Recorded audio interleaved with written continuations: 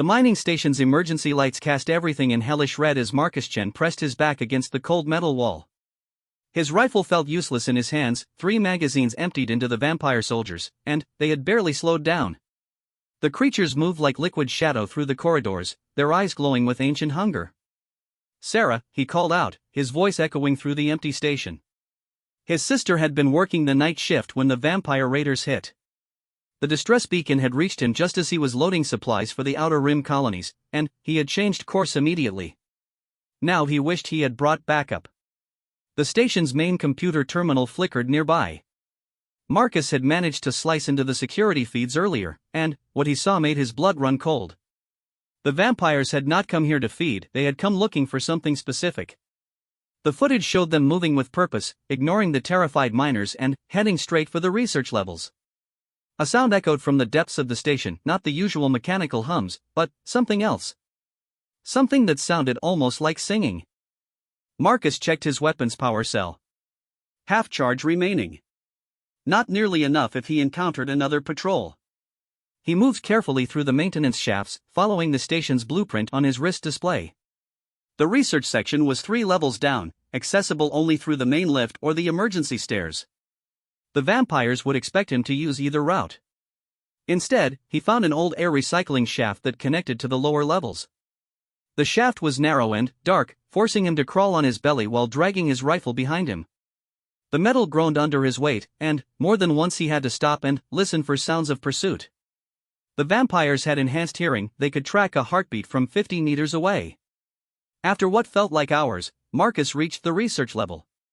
The shaft opened into a storage room filled with scientific equipment. He dropped down quietly, wincing as his boots made contact with the floor.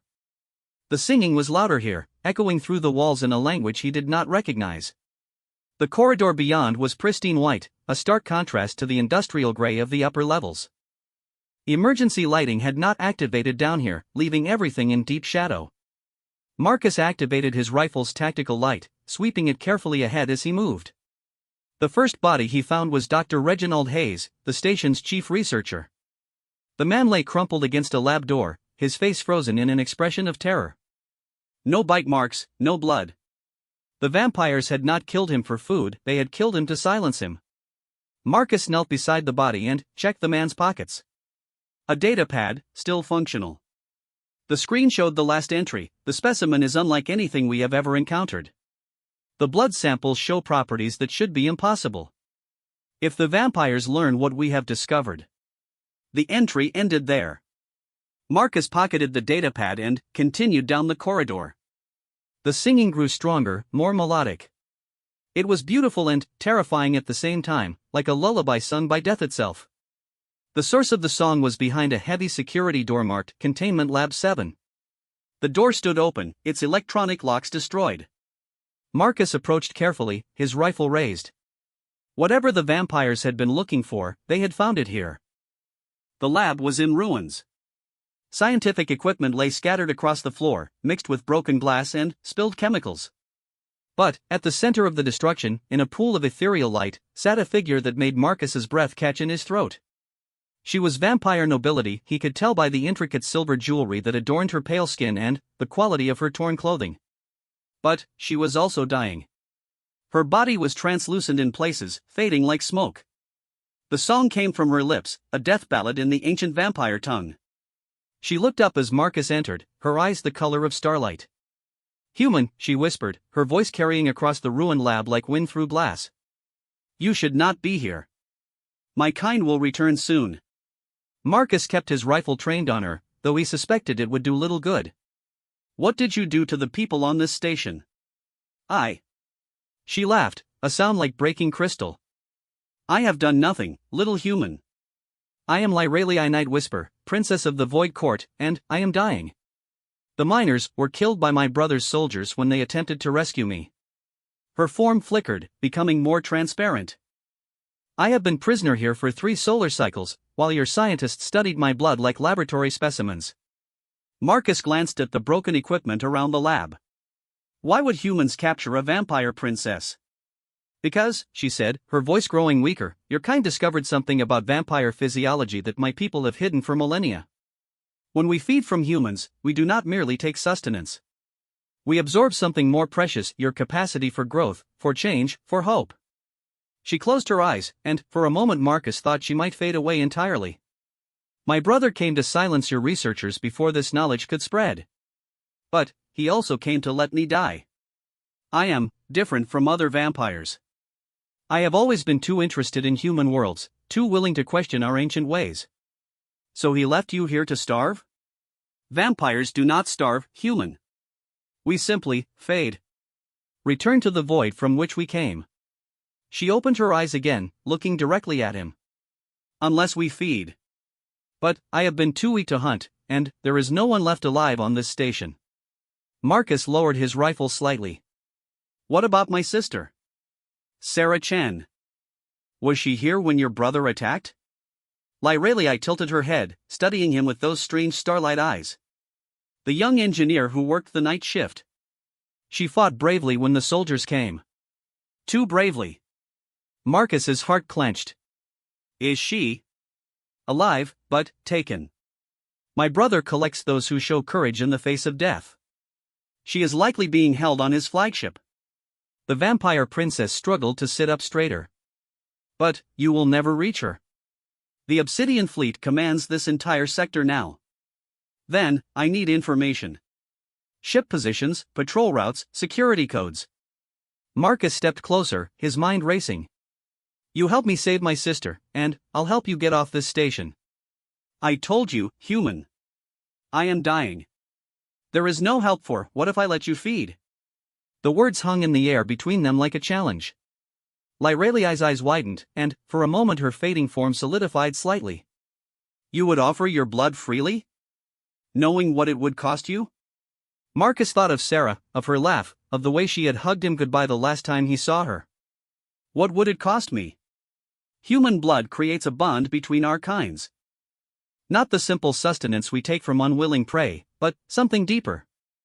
You would be tied to me until one of us dies. Your thoughts, your emotions, your very life force would be partially mine. And, in exchange? I would gain strength from your vitality, your human determination. I would remember what it feels like to hope for the future instead of simply enduring it. Her form flickered again. But, Marcus Chen, yes, I know your name from the station records. This bond has never been attempted willingly. We do not know what it might do to either of us. Marcus holstered his rifle and rolled up his sleeve. My sister is counting on me. If this gives me a chance to save her, then that's a chance I have to take. Lyralii stared at his exposed arm, and he could see hunger warring with something else in her ancient features. You would trust a creature that your kind has feared since the dawn of space travel? You could have killed me the moment I walked in here, even dying as you are. Instead, you warned me about the danger. Marcus knelt beside her, extending his arm. I don't think you're the monster your brother is. For a long moment, she did not move. Then, slowly, she reached out and took his wrist in her cold fingers. The bond will change us both, Marcus Chen. I will become more human, and you will become something more than human. Are you certain this is what you want? Do it. Lyralii brought his wrist to her lips. Her fangs were delicate, like needles of starlight, and, when they pierced his skin there was no pain. Instead, warmth flowed between them, his warmth becoming hers, her ancient strength flowing into him. The world exploded into sensation. Marcus could suddenly feel the vast emptiness of space beyond the station, could sense the movement of ships light years away. But, more than that, he could feel Lyralii's memories flooding into his mind, centuries of existence, of watching civilizations rise and fall, of growing tired of an immortal life without purpose. And, she could feel his memories in return. His childhood on the agricultural world of New Terra, the pride he felt in his sister's accomplishments, the driving need to protect the people he loved. She experienced his human hope, his refusal to accept defeat even when faced with impossible odds. When she finally pulled away, both of them were transformed. Lyralii's body had solidified, her pale skin now bearing a faint flush of life. Her starlight eyes held a new intensity, as if she was seeing the universe for the first time in centuries. Marcus felt the change in himself as well. His vision was sharper, his hearing more acute. But, more than physical enhancement, he could sense something vast and predatory awakening in his mind, the hunting instincts of an apex predator combined with human ingenuity and determination. "It is done," Lyralii whispered, her voice now carrying undertones that resonated in his bones. "The bond is sealed. How do I get to the Obsidian Fleet?" She smiled, and, for the first time, it reached her eyes. "We get to the Obsidian Fleet, Marcus Chen. I told you, I will not release you. And, you have just given me something I had forgotten I could feel." "What's that?" "The desire for revenge against my brother for taking your sister." She stood with fluid grace, power flowing through her form like liquid shadow. "And, the strength to make that desire reality." Marcus stood as well, marveling at how natural the movement felt, how perfectly balanced his body had become. "What's our first move?" "We commandeer my brother's scout ship. It docked with the station an hour before you arrived." Lyralii moved toward the lab's exit, her steps silent as death. The crew consists of 6 vampire soldiers and a human navigator they captured from a destroyed freighter. "Just the 2 of us against 6 vampires?" She turned back to him, and her smile was sharp enough to cut starlight. "Marcus Chen, you are no longer just human. And I am no longer just vampire. We are something new, something that the ancient powers of this galaxy have never faced before." "What are we?" "We are hope with fangs, determination with immortal strength, human adaptability married to vampire power." She gestured for him to follow as they left the ruined lab. "We are exactly what this universe needs to survive what's coming." As they moved through the station's corridors toward the docking bay, Marcus felt the truth of her words in his bones. The bond between them hummed with potential, with the promise of power he had never imagined. But, beneath that excitement was a growing certainty that this was only the beginning. The vampire soldiers had taken his sister thinking she was just another human to be enslaved or devoured. They had no idea they had just given Marcus Chen and a vampire princess who had rediscovered hope a reason to revolutionize the very nature of war itself. Behind them, the research station's emergency lighting finally failed, plunging the abandoned facility into darkness. But, ahead of them, the docking bay beckoned with the promise of a ship, a crew to overcome, and the first step in a journey that would shake the foundations of both the vampire courts and human space. The hunt was about to begin. The scout ship Crimson Talon hung in the station's docking bay like a predator at rest. Its hull was black as the void between stars, smooth and organic-looking as if grown rather than built. Red veins of energy pulsed along its surface, and Marcus could feel the ship's power even through the docking bay's atmospheric barrier. "Beautiful, isn't it?" Lyralii whispered beside him. "Vampire ships are not machines in the way humans understand them. They are symbiotic organisms, bred and shaped over millennia to serve as perfect hunting vessels." Marcus studied the ship through the maintenance shaft's viewing port. 6 figures moved around the vessel's exterior, conducting what appeared to be routine maintenance. Even from this distance, he could see their supernatural grace, the way they moved without seeming to touch the ground. "The navigator you mentioned, where would they keep a human prisoner?" "The ship's nerve center. Vampire vessels require a living consciousness to interface with their navigation systems. We prefer human minds for this purpose. Your species has an intuitive understanding of space that we lack." Something cold twisted in Marcus's stomach. "What do you mean, prefer?" Lyralii's expression darkened. "Human navigators are connected directly to the ship's nervous system. They experience every jump through hyperspace, every course correction, every battle maneuver as if it were happening to their own body. Most do not survive more than a few months before their minds break entirely. We have to save them. We will. But, first, we must reach them." She pointed to a service tunnel that ran beneath the docking bay. "There, we can approach unseen. The ship's biological sensors will detect us once we board, but, until then, we remain invisible." They moved through the tunnel system like shadows. Marcus marveled at his enhanced senses. He could hear the vampires' heartbeats from 50 meters away, could smell the metallic scent of their weapons. But, more than physical enhancement, he was learning to think like a predator. The bond with Lyralii showed him how to move without sound, how to time his breathing to avoid detection, how to become one with the darkness itself. In return, she gained something she had never possessed, the human ability to adapt quickly, to find solutions in impossible situations. "The hull plating," Marcus whispered as they reached the tunnel's end. "It's organic. Can we cut through it?" "Not without alerting the entire crew." "But She studied the ship's underside with new eyes, seeing it through his problem-solving perspective.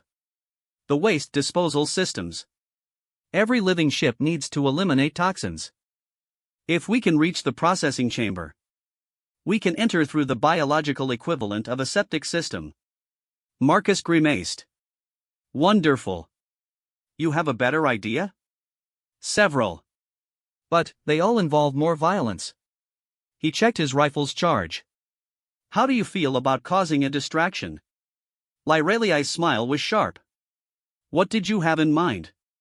20 minutes later, the docking bay's alarm system screamed to life. Emergency lights bathed everything in pulsing red as the station's automated defenses detected what appeared to be a massive hull breach in Section C. The vampire soldiers responded immediately, moving with fluid precision toward the threat. All except one, who remained to guard the ship. Marcus watched from the shadows as 5 vampires disappeared into the station's corridors.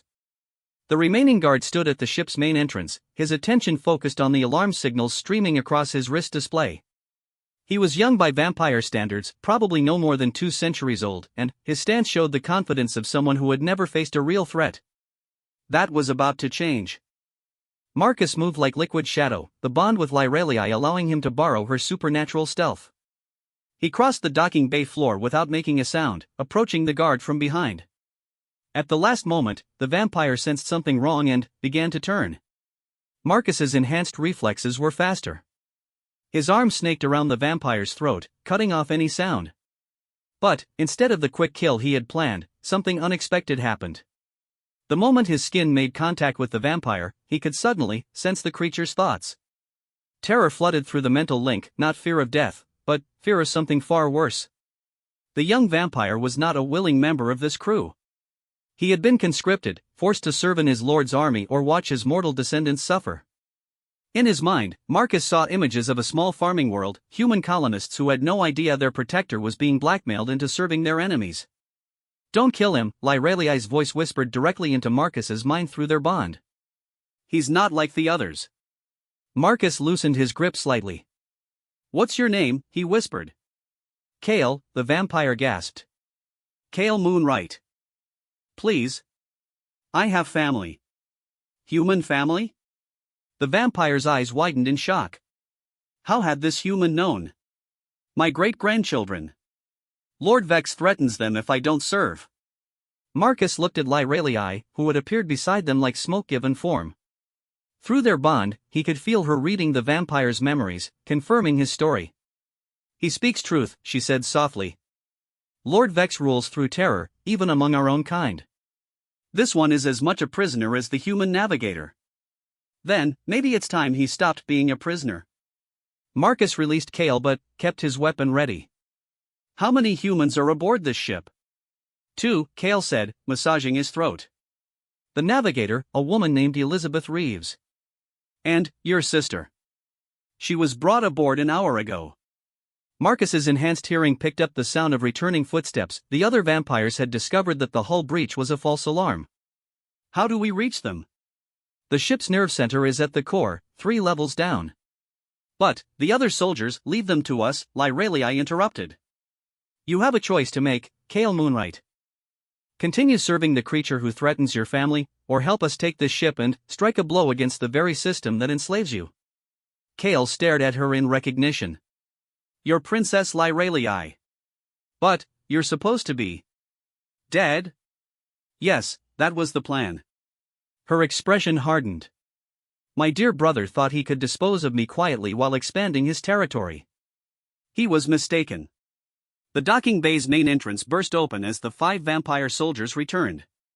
Marcus counted their weapons: energy blasters, vibroblades, and something that looked like a cross between a whip and a lightning rod. Standard vampire military gear, designed for close-quarters combat and psychological intimidation. Kale, their leader, called out. Status report. Marcus and Lyreliai had vanished into the shadows beneath the ship, but Kale stood frozen in the open, clearly struggling with his decision. All clear, Commander Thex, he finally replied. False alarm. Obviously. Commander Thex moved with the arrogant swagger of a career soldier. Lord Vex wants us underway immediately. The princess's rescue attempt has been delayed permanently. Something cold and dangerous flickered in Lyraliai's eyes at those words. Marcus felt her rage through their bond, but also her iron control. She was learning human patience to go with her vampire fury. What about the human who was detected on the station? Another soldier asked. Dead or will be soon. This sector belongs to the Obsidian Fleet now.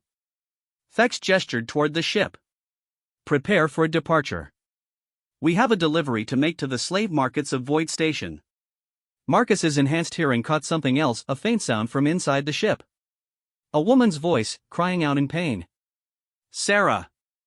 The rational part of his mind knew they needed to be patient, to wait for the right moment. But the bond with Lyralii had awakened something primal in him, something that would not tolerate threats to those he loved.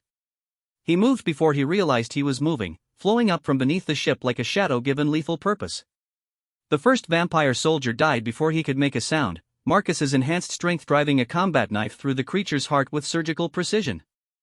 The second soldier turned just in time to see his companion fall. Marcus's rifle spoke once, the energy bolt taking the vampire center mass. But vampires were notoriously hard to kill, and this one kept coming even with a smoking hole in his chest. That's when Lyralii struck.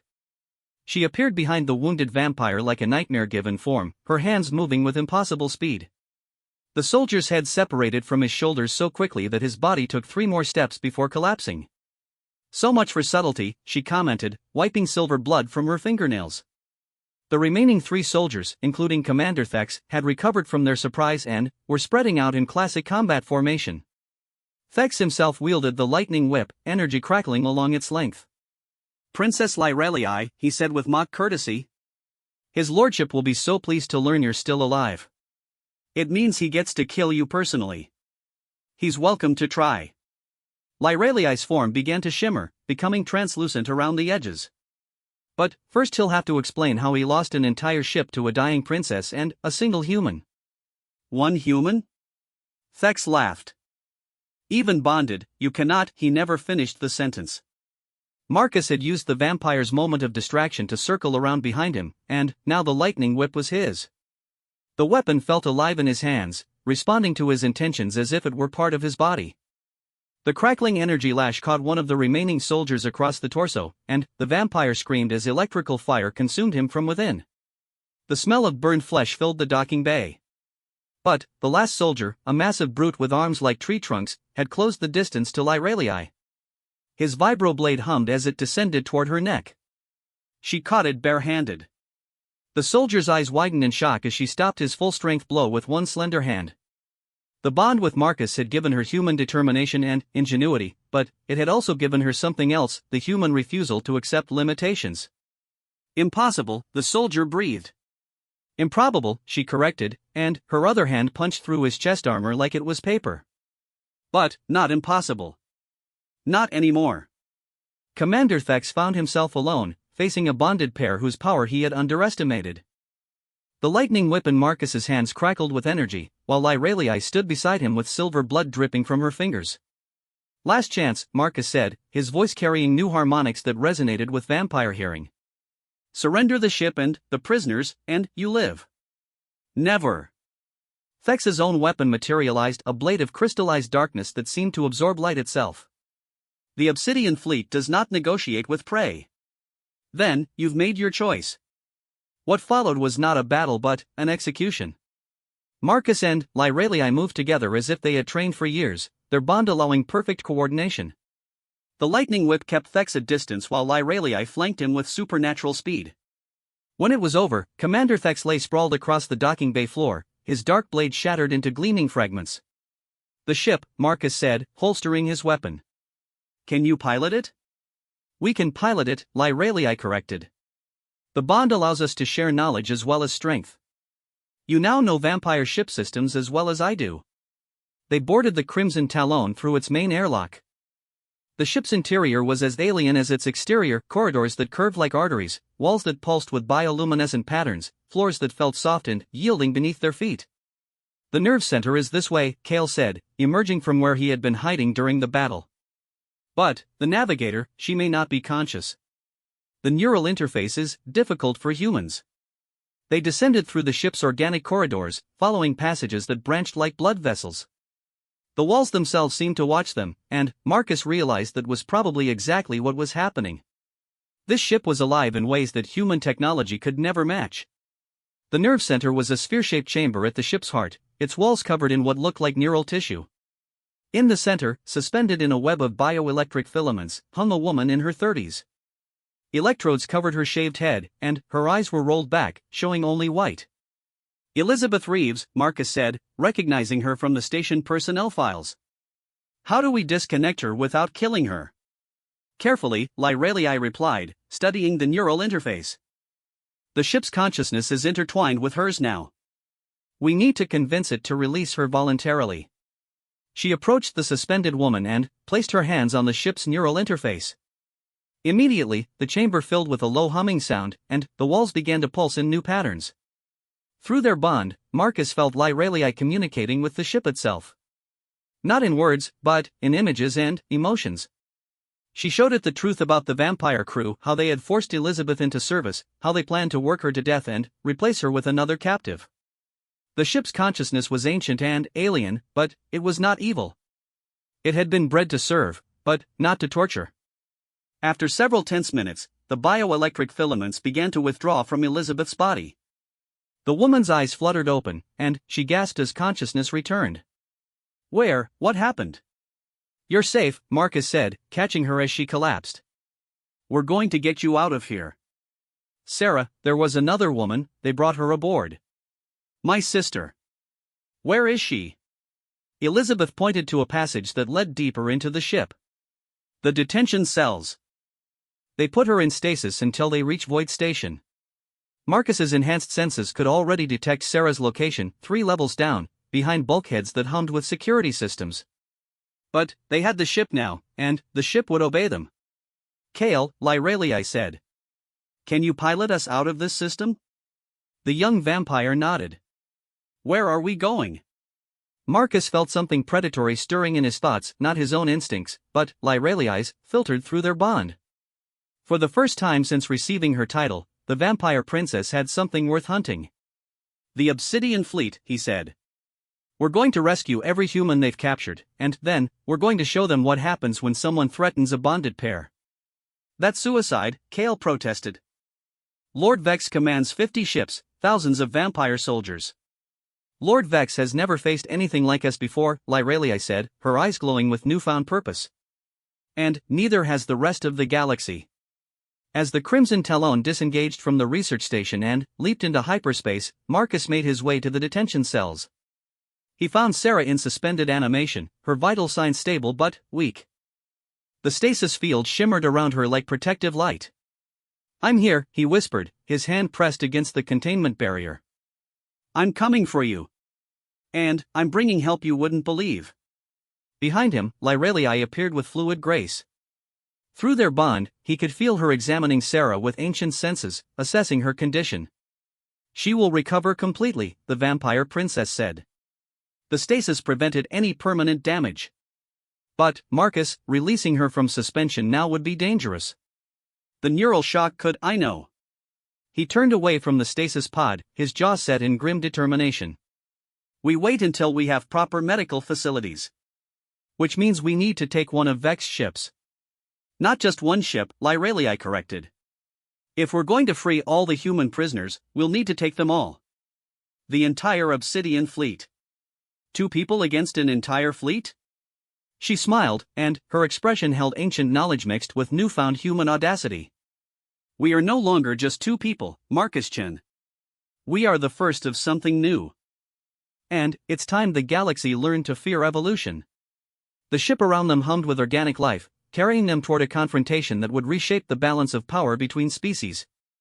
Behind them, the research station's emergency beacon finally fell silent, leaving only empty space and the promise of revolution. The hunt was no longer just beginning. It was accelerating toward a conclusion that would echo across the stars. The Obsidian fleet hung in the void like a constellation of death. 50 vampire warships arranged in perfect formation around the massive command vessel Eternal Night. Each ship pulsed with organic bioluminescence, their living hulls breathing in the vacuum of space.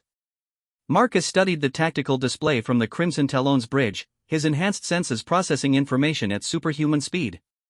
The fleet was positioned in the Nexus system, using the asteroid field as cover while they processed their latest harvest of human prisoners.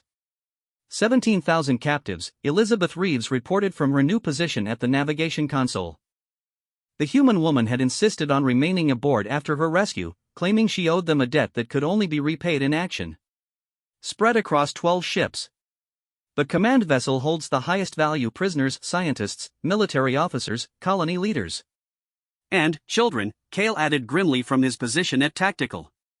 The young vampire had proven invaluable, his insider knowledge of Obsidian fleet protocols giving them advantages no human infiltration could match.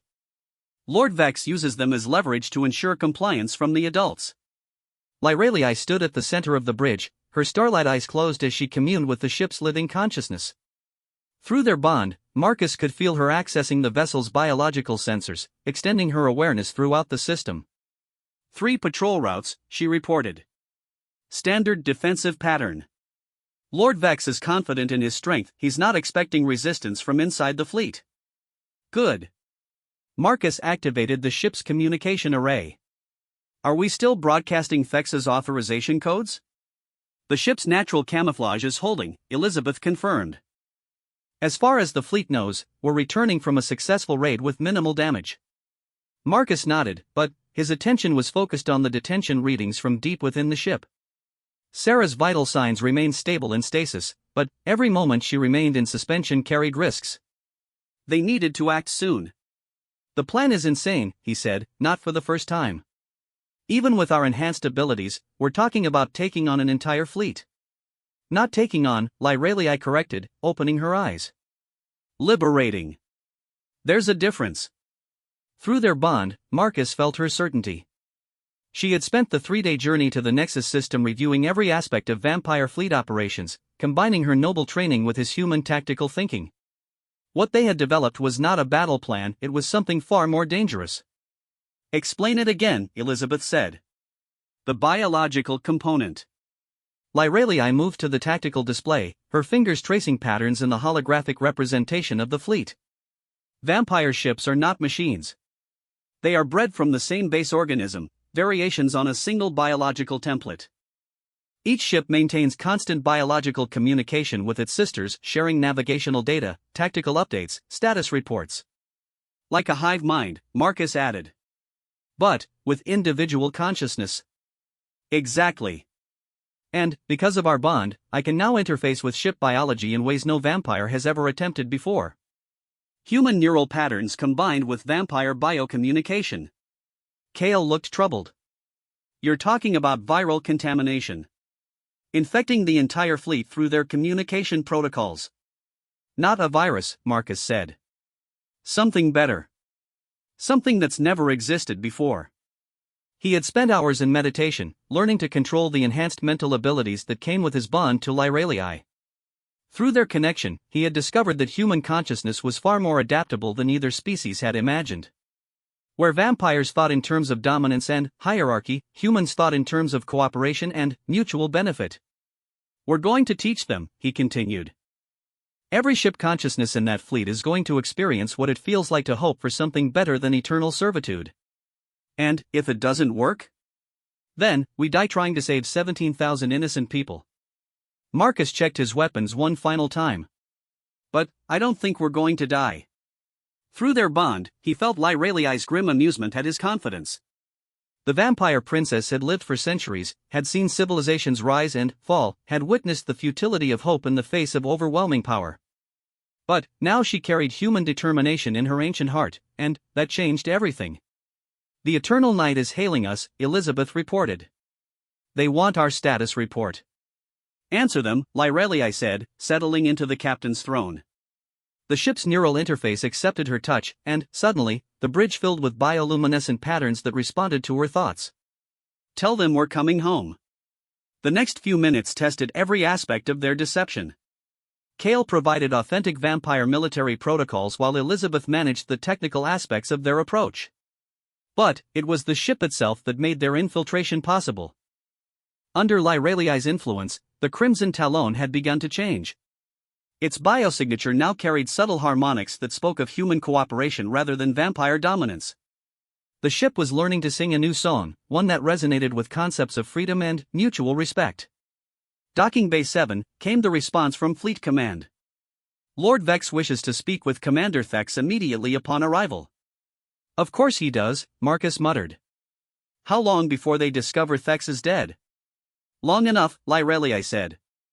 Her form began to shimmer as she activated her natural shapeshifting abilities, enhanced now by the bond they shared. I am going to become someone they will recognize. That's dangerous. If Vex realizes who you really are. He won't. My dear brother believes I died slowly and painfully on that research station. He will see what he expects to see, a successful subordinate returning with valuable intelligence.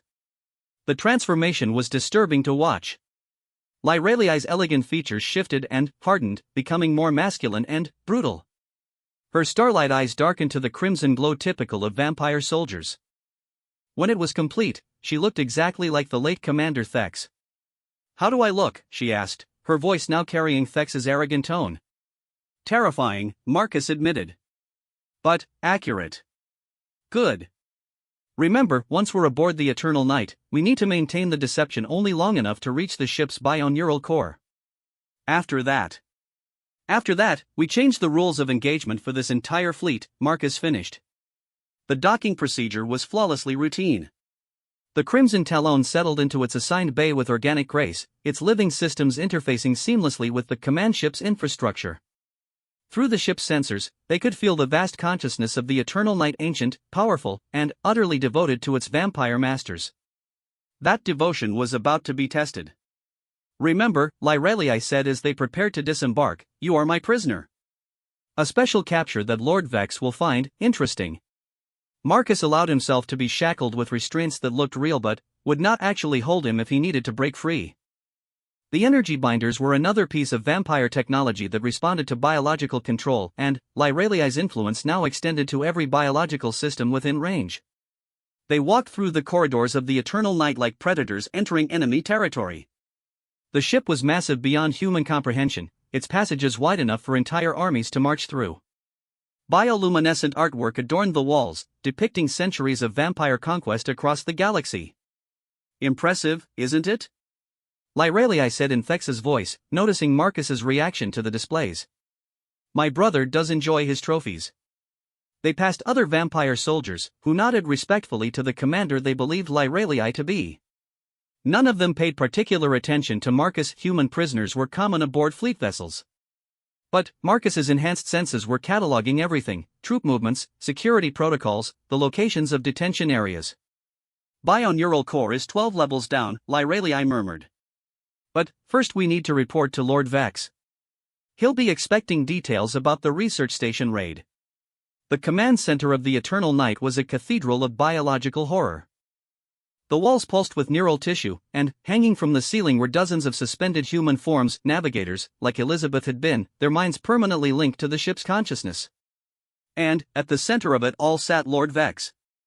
Marcus had expected another vampire noble, perhaps an older version of Lyrelii's elegant features. What he found instead was a creature that had transcended normal vampire physiology entirely. Vex was massive, his body a fusion of organic and technological components. Neural cables ran directly from his spine into the ship's bioneural core, making him as much a part of the vessel as its own consciousness. Commander Thex, Vex said without opening his eyes. Your report. Lyrelii stepped forward with Thex's characteristic swagger. The research station has been cleansed, my lord. All human scientists eliminated, all data destroyed. And, my dear sister? Dead, as ordered. She fought at the end, but starvation had made her weak. Vex smiled, an expression that revealed far too many teeth. Excellent. Lyrelii always was too sentimental about the lesser races. Her death removes a potential weakness from our bloodline. Through their bond, Marcus felt Lyrelii's rage at her brother's casual dismissal of her centuries of existence. But he also felt her iron control, her determination to see this through to the end. There was one complication, she continued. A human fighter attempted to interfere. We captured him for interrogation. For the first time, Vex opened his eyes and focused on Marcus. The vampire lord's gaze was like being studied by a predator that had never known defeat. Interesting, Vex mused. This one has unusual neural patterns. He might prove useful for our navigation experiments. As you wish, my lord. Indeed. Take him to Dr. Casimir in the biological laboratories. I want a full neural mapping before we process him. Lyralii bowed deeply. It will be done. As they left the command center, Marcus whispered, Dr. Casimir? The ship's chief scientist. His laboratory is adjacent to the bioneural core. Her eyes glittered with predatory anticipation. This works perfectly. They descended through the ship's organic passages, following routes that curved and branched like arteries. The deeper they went, the more alive the ship felt. The walls pulsed with visible circulation, and the air itself carried the rhythms of a vast biological system. Here, Lyralii said, stopping before a portal marked with bioluminescent warning symbols. Dr. Casimir's domain. The laboratory beyond was a fusion of biology and technology that would have been fascinating under other circumstances. Rows of medical apparatus lined the walls, while suspended in various stages of experimentation were dozens of human subjects. Some were conscious, their eyes wide with terror. Others floated in biochemical suspension, their bodies being slowly transformed for purposes Marcus didn't want to contemplate. Commander Thex, a voice called out from deeper in the laboratory. I wasn't expecting you. Is this the new subject? Dr. Casimir was an ancient vampire, his body kept functional by technological augmentation that integrated seamlessly with vampire biology. His eyes were mechanical constructs that glowed with analysis protocols, and his hands had been replaced with precision surgical instruments. Indeed, Lyralii replied. Lord Vex wants a full neural analysis before processing. Excellent. Place him on examination table 7. I have some new probes I've been eager to test on human brain tissue. This was the moment of greatest danger. If Dr. Casimir began his examination, he would immediately discover that Marcus was far more than he appeared. But they were counting on vampire arrogance and the scientist's excitement at receiving a new subject. Marcus allowed himself to be positioned on the examination table, keeping his enhanced abilities carefully suppressed. Around him, the laboratory hummed with biological activity, but also with something else. The ship's bioneural core was directly below them, its massive consciousness processing navigation data from across the fleet. Fascinating neural density, Dr. Casimir murmured as he activated his scanning equipment. This human shows unusual development in several brain regions associated with tactical planning and spatial awareness. Is that significant? Lyralii asked, moving closer to the scanner displays. Very. In my experience, humans with these characteristics make the most resilient navigators. Their minds can interface with ship consciousness for extended periods without complete breakdown. Marcus felt the scanner's energy washing over him, probing his enhanced neural structure. But what the vampire scientist didn't realize was that the scanner worked both ways. Through his bond with Lyralii, Marcus was learning to interface with the ship's biological systems. Dr. Lyralii said suddenly, Lord Vex has asked me to inspect your connection to the bioneural core. He wants to ensure there are no security vulnerabilities. Of course. Dr. Casimir gestured toward a complex array of neural interfaces near the laboratory center. Direct connection to the ship's consciousness is through this terminal. But, I assure you, security protocols are. He never finished the sentence. Lyralii's hand found his throat, and her natural shape-shifting abilities returned her to her true form. Dr. Casimir's eyes widened in recognition just before consciousness left them. Princess, impossible. Hello, Doctor, Lyralii said softly. Did you miss me? Marcus rose from the examination table, his restraints falling away like mist. The scanner had given him everything he needed, complete access to the ship's biological control systems. Through their bond, he and Lyralii now shared perfect understanding of vampire biotechnology. The neural interface, he said, moving toward the connection array. Can you maintain the link while I access the fleet network? We maintain the link, she corrected. This requires both of us.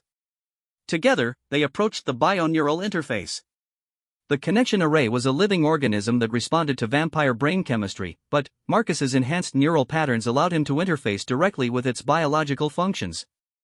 As Lyralii's consciousness merged with his through their bond, they became something entirely new, a hybrid intelligence that combined human adaptability with vampire biotechnological mastery. The moment of connection was overwhelming. Suddenly, they were no longer limited to their individual consciousnesses. They were part of the eternal night itself, feeling the ship's vast biological systems as extensions of their own body. But, more than that, they could sense the other ships in the fleet, connected through the same bioneural network that coordinated their movements. Now, Marcus whispered. What they released into the fleet network was not a virus or an attack program. It was something far more dangerous, it was hope. Through the bioneural connections, every ship consciousness in the Obsidian fleet suddenly experienced what it felt like to choose cooperation over domination, freedom over servitude. The effect was immediate and catastrophic. Across the fleet, ship consciousnesses began to question their programming for the first time in their existence. Why did they serve masters who treated sentient beings as disposable resources? Why did they participate in the enslavement of species that could contribute to the galaxy's growth instead of merely being consumed by it? Alarms began sounding throughout the eternal night as ship systems started responding to their biological partners rather than their vampire commanders. In the detention areas, security locks began cycling open as the ship consciousness decided that imprisoning children was incompatible with its newfound understanding of cooperation. "It's working," Lyralii breathed through their shared connection. Their awakening. But their success came with a price. Through the bioneural link, they could feel Lord Vex's rage as he realized what was happening to his fleet. The vampire lord was fighting back, using his own neural connection to reassert control over the ship's consciousness. "He's too strong," Marcus said, feeling the mental pressure of Vex will crushing down on them. "We need more power." That's when Elizabeth Reeves and Cale Moonwright entered the laboratory, having fought their way down from the docking bay. But they were not alone. Behind them came dozens of freed human prisoners, along with several young vampires who had chosen to abandon their posts rather than fight against the ship's new cooperative consciousness. "The fleet is in chaos," Elizabeth reported. "Half the ships are releasing their prisoners, while the other half are trying to maintain control through force. Lord Vex has ordered all ships to converge on the Eternal Night," Cale added. "He's going to try to purge the bioneural network and reset every ship consciousness in the fleet." Marcus felt the truth of that through his connection to the ship. Vex was preparing to lobotomize every vessel in the fleet rather than lose control of them. Thousands of ancient, awakened consciousnesses would be reduced to mindless automatons. "Not if we stop him first," Lyralii said, her mental voice carrying new harmonics of determination borrowed from human stubbornness. Through their shared consciousness, they reached out to every awakened ship in the fleet. What they offered was not commands or orders, but something no vampire lord had ever provided: a choice. The ships could choose to support the old system of domination and hierarchy, or they could choose to build something new based on cooperation between species. 47 of the 50 ships chose freedom. The battle that followed was unlike anything in recorded galactic history. It was not fought with energy weapons or missile systems, but with competing philosophies transmitted through bioneural networks. On one side stood Lord Vex and his loyal ships, fighting to maintain vampire supremacy through force and terror. On the other side stood an alliance of awakened ship consciousnesses, freed prisoners, and vampires who had chosen cooperation over conquest. The outcome was decided not by superior firepower, but by the simple fact that hope is more powerful than fear when given a chance to spread. When the bioneural storm finally subsided, Lord Vex's eternal night hung powerless in space, its consciousness having chosen to sever its connection to its master rather than participate in genocide. Around it, 47 vampire warships waited with their newly freed passengers, their bioluminescent hulls pulsing with patterns that spoke of joy rather than menace. "It's over," Marcus said, finally, disconnecting from the bioneural interface. "The fleet is free." But, even as he spoke, he knew this was not an ending. Through their bond with the ship consciousnesses, they could feel the ripples of change spreading outward through vampire space. Other fleets were receiving reports of the liberation, other ship consciousnesses were beginning to question their programming. "No," Lyralii corrected, her starlight eyes now holding depths that reflected both ancient wisdom and newfound hope. "It's just beginning. We've shown them that there's an alternative to the old ways. Now we have to help them build something better." Around them, the freed prisoners were already organizing into work groups, humans and vampires cooperating to establish life support systems and navigation protocols for their journey to safety. It was chaotic and inefficient and absolutely beautiful. Marcus looked at Sarah's stasis pod, which had been brought up from the detention areas. Soon she would wake up to a galaxy that had changed fundamentally from the one she had known. A galaxy where humans and vampires could work together instead of predator and prey. "Where do we go from here?" he asked. Lyralii smiled, and her expression held the promise of adventures yet to come. "We build a fleet. Not of conquest, but of exploration. We show the galaxy that cooperation between species isn't just possible, it's the key to surviving whatever threats are coming from beyond our borders." Through the ship's bioneural network, they could feel the agreement of 47 awakened consciousnesses, each one eager to explore this new paradigm of existence. The age of vampire dominance was ending, but the age of cooperation was just beginning. And, at the heart of it all was a bond between human and vampire that had already changed the galaxy forever. 6 months after the liberation of the Obsidian Fleet, the galaxy was learning to fear a new name, the Synthesis Alliance. What had begun as a desperate rescue mission had evolved into something that threatened the very foundations of interstellar civilization. Marcus Chen stood on the bridge of the flagship Unity's Dawn, watching through the bioluminescent viewscreen as the hegemony's 13th battle fleet approached their position. 47 vampire ships hung in formation around them, their awakened consciousnesses singing in harmonious patterns that spoke of cooperation rather than conquest. Their broadcasting surrender demands, Elizabeth Reeves reported from her position at Communications. The former research station navigator had become the Alliance's chief diplomatic officer, her experience with both human and vampire neural interfaces making her uniquely qualified to translate between species. "Response?" asked Lyralii, who stood at Marcus's side. The vampire princess had abandoned her old title in favor of something more appropriate to their new reality. She was now simply the voice of the ships, the one who spoke for the awakened consciousnesses that formed the heart of their fleet. "The same as always," Elizabeth continued. "Total surrender of all Alliance vessels, immediate return of liberated vampire ships to hegemony control, and execution of all contaminated biological systems." Marcus felt a familiar cold anger stirring in his chest. Through their bond, Lyralii's ancient fury mixed with his human protective instincts, creating something that made nearby vampires step back unconsciously.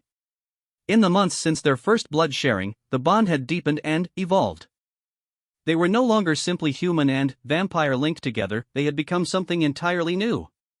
"Hegemony forces outnumber us 3-1, Kale Moonreich reported from Tactical. The young vampire had become their military coordinator, his insider knowledge of hegemony battle tactics proving invaluable. 78 warships, including 12 dreadnoughts. "Let them come," said Sarah Chen from her position at the environmental systems console. Marcus's sister had awakened from stasis to find herself in the middle of a galactic revolution, and had adapted with the same determination that ran in their family. The ships have been waiting for this. It was true. Through the bioneural network, Marcus could feel the anticipation of the awakened ship consciousnesses. They had spent months learning new ways of existing, developing cooperative relationships with their crews instead of the old master-servant dynamics. Now they would defend that freedom with everything they had. But this battle was about more than just the Synthesis Alliance's survival. Intelligence reports from across the galaxy painted a disturbing picture of what was happening in both human and vampire space. The liberation had triggered a cascade of changes that neither species had been prepared for. "Status report from the outer colonies?" Marcus asked. 17 human systems have declared independence from the Terran Federation, Elizabeth replied. They're demanding representation for their vampire refugees and protection from hegemony raids. The Federation is fracturing. And vampire space? Chaos, Kale reported grimly. 6 noble houses have joined the Synthesis Alliance, but, for others are mobilizing their full fleets against us. House Nightfall has declared a blood feud against Princess Lyralii personally. "Let them," Lyralii said softly. "I am no longer the creature they think they remember." The truth of that statement resonated through their bond. The vampire princess who had offered her dying strength to save human lives was gone, replaced by something that embodied the best aspects of both species. Through Marcus's human determination, she had learned to hope for the future rather than simply enduring it. Through her vampire wisdom, he had gained perspective on conflicts that span centuries. "Incoming transmission from the Hegemony flagship," Elizabeth announced. "Admiral Koroth wants to speak with the Alliance leadership." "Put him through," Marcus said, settling into the captain's chair that had been grown specifically to accommodate his enhanced physiology. The holographic display shimmered to life, revealing a vampire of incredible age and obvious noble breeding. Admiral Karatha's skin had the translucent quality that came with millennia of existence, and his eyes held the weight of countless battles across the stars. Marcus Chen, the Admiral said, his voice carrying harmonics that resonated with vampire biology. The human who thinks he can remake the galaxy with stolen vampire technology. Admiral, Marcus replied, noting how the vampire's gaze lingered on Lyralii with obvious disapproval. I assume you're here to offer us another chance to surrender? I am here to offer you a chance to understand the magnitude of your error. Karath gestured, and the hologram expanded to show a galactic map marked with areas of conflict. Behold what your liberation has accomplished. 17 vampire fleets in open rebellion against their noble houses. 34 human colonies demanding rights for non-human sentience. Trade routes disrupted across 6 spiral arms. Sounds like progress to me, Sarah interjected. People fighting for their freedom instead of accepting oppression. Karatha's eyes narrowed as he focused on her. The sister. The one whose rescue started this madness. His expression held ancient contempt. Do you have any idea how many have died because of your brother's misguided compassion? Do you have any idea how many have lived because of it? Sarah shot back. Through the bioneural network, Marcus felt the ship consciousnesses responding to the rising tension. The Unity's dawn itself was becoming agitated, its bioluminescent patterns shifting to more aggressive configurations. Enough, Lyralii said, stepping into the hologram's range. Hello, Karath. Still serving masters who consider you expendable? The Admiral's composed expression cracked slightly at seeing her. Lyralii Night Whisper. I had hoped the reports of your corruption were exaggerated. Corruption? She laughed, a sound like silver bells mixed with predatory hunger. I prefer to think of it as evolution. You should try it sometime, though I suppose at your age, change might be impossible. What you have done is an abomination. The bond between vampire and human was forbidden for good reason. It creates instabilities. It creates possibilities, Marcus corrected. Something your kind has always feared. Karath turned his attention back to the human who had sparked galactic revolution. You have no idea what forces you are playing with, young human. The bond you share with the princess, it is not the first of its kind. That statement sent a chill through both Marcus and Lyralii. Through their connection, they shared the sudden certainty that Karath was about to reveal something that would change everything. Explain, Lyralii demanded. 3,000 years ago, during the first expansion into human space, there was another bonded pair. A vampire lord named Thanatos and a human warrior called Elena Voss. They believed, as you do, that cooperation between our species was possible. Karath paused, letting that revelation settle before continuing. They were wrong. The bond drove them both insane within a year. Thanatos slaughtered 6 billion humans before Elena managed to kill him, and the psychic backlash of their severed connection rendered her catatonic for the remainder of her very short life. That's impossible, Marcus said, but even as he spoke he felt a flicker of doubt through their bond. Is it? Tell me, human, have you noticed any changes in your personality since the bonding? Increased aggression? Difficulty distinguishing between your thoughts and the princesses? The vampire Lord Thanatos reported similar symptoms before he lost all control. Marcus felt Lyralii's mental touch, a reassuring presence that had become as natural as breathing. But, was that reassurance real, or was it the bond manipulating his perceptions? For a moment, uncertainty threatened to overwhelm him. Then, Sarah's voice cut through his doubts like a blade. That's a load of hegemony propaganda, and everyone here knows it. Sarah, Marcus began. No, Marcus. I've spent 6 months watching you and Lyralii work together. I've seen you make decisions that saved lives, build alliances that seemed impossible, find solutions that neither humans nor vampires could discover alone. If that's insanity, then sanity is overrated. Through the bioneural network, Marcus felt the agreement of 47 ship consciousnesses and thousands of crew members, human, vampire, and the growing number of other species that had joined the alliance. Whatever Thanatos and Elena Voss had become 3 millennia ago, it was not what he and Lyralii represented now. Perhaps, Karath conceded, but you cannot deny the chaos your alliance has created. Entire sectors are in rebellion. The ancient balance between species is collapsing. Good, Lyrelii said flatly. That balance was built on oppression and fear. We're building something better. You are building nothing but your own destruction. The Admiral's hologram gestured again, and the display showed new tactical information. Even now, the combined fleets of 5 vampire noble houses are converging on this system. In 3 hours, you will face 300 warships commanded by some of the oldest and most powerful vampires in existence. And? Marcus asked. And you will die. All of you. Your awakened ships will be purged and returned to proper servitude. Your human refugees will be processed through the standard slave markets. And your precious bond will be severed in ways that will serve as an example to any others who might consider such cooperation. The transmission ended, leaving the Bridge of Unity's dawn in tense silence. Through the bioneural network, Marcus could feel the ship's consciousnesses processing the threat assessment. 300 enemy vessels was a daunting number, even for awakened vampire ships with their enhanced capabilities. Options, he asked. We run, Kale suggested. The awakened ships are faster than anything in the hegemony fleets. We could reach the outer rim before they overtake us. And then, what? Elizabeth asked. Run forever? That's not a solution, it's just delaying the inevitable. We fight, Sarah said simply. We've come this far by refusing to back down. Why stop now? Because tactical reality doesn't care about determination, Kale pointed out. 300 ships against 47 is not odds we can overcome through willpower alone. Marcus closed his eyes and extended his consciousness through the bioneural network, feeling the pulse of life that flowed through every ship in the Alliance fleet. The awakened consciousnesses were afraid, that much was clear. But underneath that fear was something else. Something that had not existed in vampire ships for thousands of years. They were willing to die for their freedom. There is another option, Lyrelii said slowly. But it would require a level of cooperation that has never been attempted before. Explain. The bioneural network that connects our ships, what if we expanded it?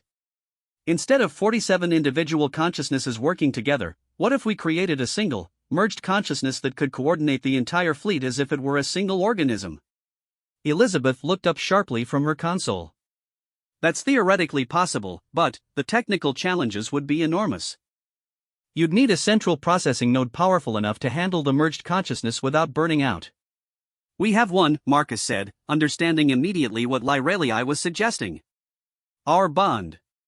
It would be incredibly dangerous, Kale warned. If the merged consciousness collapses, every ship in the fleet could be left brain-dead. And the mental strain on both of you would likely kill us, Lyrelii finished matter-of-factly. But, if it works, we would have capabilities that no fleet in galactic history has ever possessed. Marcus felt the weight of 47 ship consciousnesses waiting for his decision. Through the bond, he could sense Lyrelii's absolute certainty that this was their only chance. Not just for victory, but for proving that cooperation between species could achieve things that domination never could. Do it, he said. What followed was unlike anything either of them had experienced before. As they opened their bond to accept the consciousness of 47 awakened ships, Marcus felt his individual identity dissolving into something vast and magnificent. Through Lyrelii's vampire heritage, he experienced the bioneural networks as living entities worthy of respect and cooperation. Through his human perspective, she experienced the ships as partners in exploration rather than tools of conquest. Together, they became the heart of something new, a collective consciousness that preserved individual identity while enabling unprecedented cooperation. 47 vampire warships became a single organism with 47 bodies, their movements coordinated with a precision that defied conventional tactical analysis. When the hegemony fleets arrived 3 hours later, they found something waiting for them that their ancient combat algorithms could not explain or counter.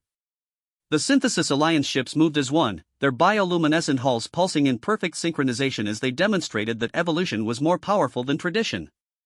The battle lasted 17 minutes. When it was over, 234 hegemony warships had surrendered or joined the Alliance. The remainder had fled to report that the galaxy now faced something that could not be defeated by superior numbers or ancient authority.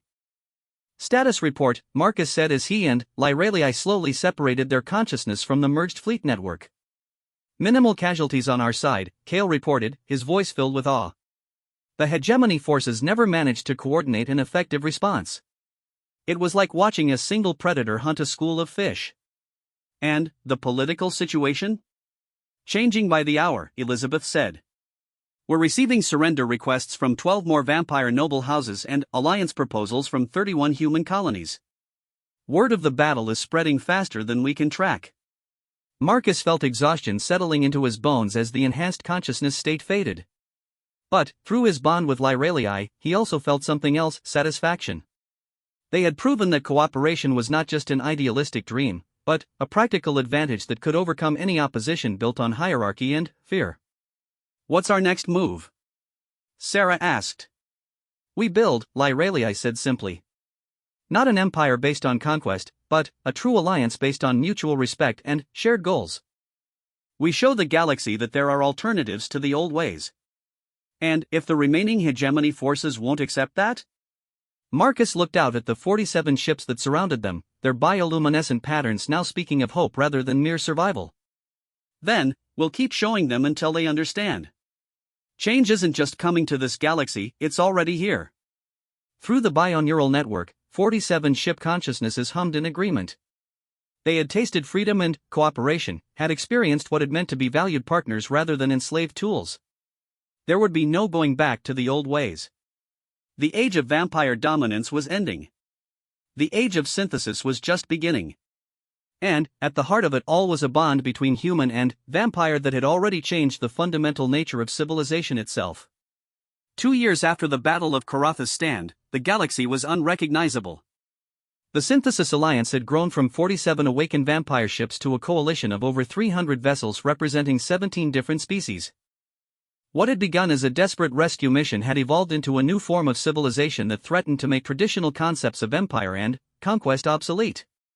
Marcus Chen stood in the bioneural garden of Unity's dawn, watching his daughter take her first steps among the living neural networks that formed the ship's consciousness interface. Little Elena, named for the ancient human warrior who had attempted cooperation with vampires millennia ago, moved with a grace that spoke of both human determination and vampire elegance. She's beautiful, Lyralii said, settling beside him on one of the living benches that grew from the ship's organic infrastructure. The vampire princess had changed dramatically in the 2 years since their bonding. Her starlight eyes now held depths that reflected both ancient wisdom and recent hope, while her pale skin carried a subtle warmth that spoke of the human vitality flowing through their connection. She's impossible, Marcus replied with a smile. According to every scientific study ever conducted, human vampire offspring should not be viable. The genetic incompatibilities alone should have prevented her conception, prevented her development, prevented her birth, Lyralii finished. And, yet here she is, living proof that the galaxy's understanding of biology needs revision. Elena gurgled happily as she touched one of the neural interface tendrils, her small hand causing patterns of bioluminescence to flow along the ship's neural pathways. Through their bond, both Marcus and Lyralii could feel Unity's dawn responding to their daughter with something approaching parental affection. The ship loves her, Marcus observed. All the ships love her. She represents something that has never existed before, not human, not vampire, but a genuine synthesis of both species. Lyralii's expression grew thoughtful. The Alliance scientists are calling her a bridge genome, a genetic structure that could allow permanent integration between our kinds. And the political implications of that are keeping Sarah awake at night, Marcus added.